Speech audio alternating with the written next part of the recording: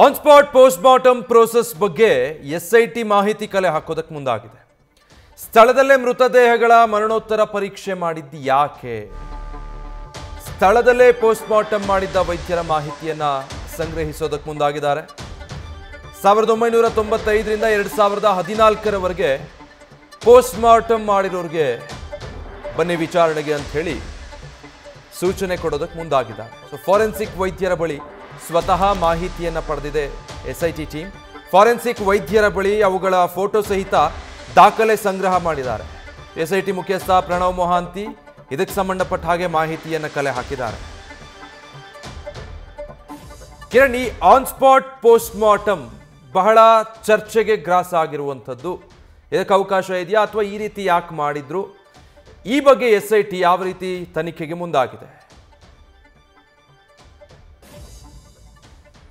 ವಿಜಯ್, ಈಗಾಗಲೇ ದೂರುದಾರ ಅನಾಮಿಕ ದೂರುದಾರ ಮುಂದೆ ಬಂದು ಕೆಲವು ಮಾಹಿತಿಗಳನ್ನು ಕೊಟ್ಟಿದ್ದ. 100 ಶವಗಳನ್ನು ತಾನು ಹೂತಿಟ್ಟಿದ್ದೇನೆ ಅಂತ ಮಾಹಿತಿ ಕೊಟ್ಟ ಹಿನ್ನೆಲೆಯಲ್ಲಿ ವಿಚಾರಣೆ ಸಂದರ್ಭದಲ್ಲೂ ಕೂಡ ಆತ ಅದನ್ನೇ ಮಾಹಿತಿಯನ್ನು ಕೊಟ್ಟಿರುವಂತು. ಅದರ ಆಧಾರದಲ್ಲಿ ಆತ ಕೆಲವೊಂದು ಸ್ಪಾಟ್ಗಳನ್ನು ತೋರಿಸಿದ್ದ.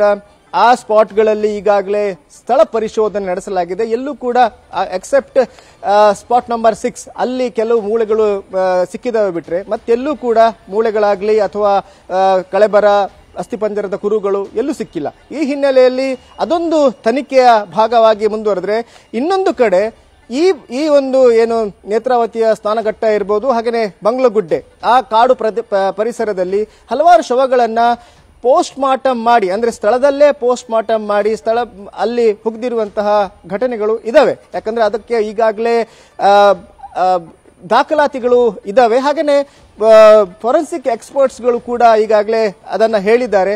ಯಾರೆಲ್ಲ ಈ ಮರಣೋತ್ತರ ಪರೀಕ್ಷೆಗಳನ್ನು ನಡೆಸಿದ್ರು ಅವರ ಲೀಸ್ಟ್ ಅನ್ನು ಈಗಾಗಲೇ ಎಸ್ಐಟಿ ಅಧಿಕಾರಿಗಳು ತಗೊಂಡಿರುವಂತದ್ದು. ಹಾಗೇನೆ ಡಾಕ್ಟರ್ ಮಾಬಲ್ ಶೆಟ್ಟಿ ಅವರನ್ನ ಕೂಡ ನಿನ್ನೆ ಕರೆಸಿ ಅದನ್ನ ಮಾಹಿತಿಯನ್ನ ಪಡೆದಿದ್ದಾರೆ.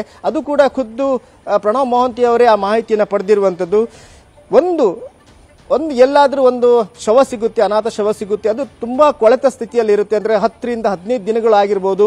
ಅದನ್ನು ಬೇರೆ ಕಡೆ ಸಾಗಿಸುವಂತಹ ಪರಿಸ್ಥಿತಿ ಇರದ ಹಿನ್ನೆಲೆಯಲ್ಲಿ ಅಲ್ಲೇ ಸ್ಥಳದಲ್ಲಿ ಮರಣೋತ್ತರ ಪರೀಕ್ಷೆ ನಡೆಸಿ ಅದನ್ನೆಲ್ಲ ಪ್ರತಿಯೊಂದನ್ನ ಫೋಟೋಗ್ರಾಫ್ ಮಾಡಿ ಅದರ ನಂತರ ಅದನ್ನ ವಿಲೇವಾರಿ ಮಾಡುವಂಥದ್ದು, ಅದರ ಅಲ್ಲೇ ಹೂಳುವಂಥದ್ದು. ಯಾಕಂದ್ರೆ ಬೇರೆ ಕಡೆ ಸಾಗಿಸುವಂತಹ ಪರಿಸ್ಥಿತಿ ಇರುವುದಿಲ್ಲ, ಆ ಮಟ್ಟದಲ್ಲಿ ಅದು ಕೊಳ್ತು ಹೋಗಿರುತ್ತೆ. ಅಂತಹ ಪರಿಸ್ಥಿತಿಯಲ್ಲಿ ಮಾತ್ರ ಅದನ್ನ ಅಂದ್ರೆ on the spot post mortem ಮಾಡಿ ಅಲ್ಲಿಯೇ ವಿಲೇವಾರಿ ಮಾಡುವ ಅಂತಹ ಎಷ್ಟು ಪ್ರಕರಣಗಳಿದ್ದಾವೆ ಅನ್ನೋದನ್ನ ಈಗಾಗಲೇ ಮಾಹಿತಿ ತಗೊಂಡಿದ್ದಾರೆ. ಮತ್ತೆ ಈ ಎಲ್ಲಾ ಮಾಹಿತಿಗಳು ದೂರುದಾರ ಹೇಳಿದಂತಹ ಸ್ಥಳಗಳಲ್ಲಿ ಅದೇ ರೀತಿ ಇದೆಯಾ ಅಥವಾ ಅದಕ್ಕೆ ತಾಳೆ ಹಾಕುವಂತಹ ಒಂದು ಸಂದರ್ಭ ಅಧಿಕಾರಿಗಳು ನೋಡ್ತಾ ಇದ್ದಾರೆ. ಯಾಕಂದ್ರೆ ಆತ ದೂರುದಾರ ನೀಡಿದಂತಹ ಮಾಹಿತಿ ಹಾಗೇನೆ ಈ ಫಾರೆನ್ಸಿಕ್ ಎಕ್ಸ್ಪರ್ಟ್ಸ್ಗಳು ಅಥವಾ ಡಾಕ್ಟರ್ಸ್ಗಳು ನೀಡಿದಂತಹ ಮಾಹಿತಿ ಅದಕ್ಕೂ ತಾಳೆ ಹಾಕಿ ಅದು ಅದೇ ಜಾಗವ ಅನ್ನೋದನ್ನ ಖಾತ್ರಿ ಪಡ್ಕೋತಾ ಇದ್ದಾರೆ ಅಧಿಕಾರಿಗಳು.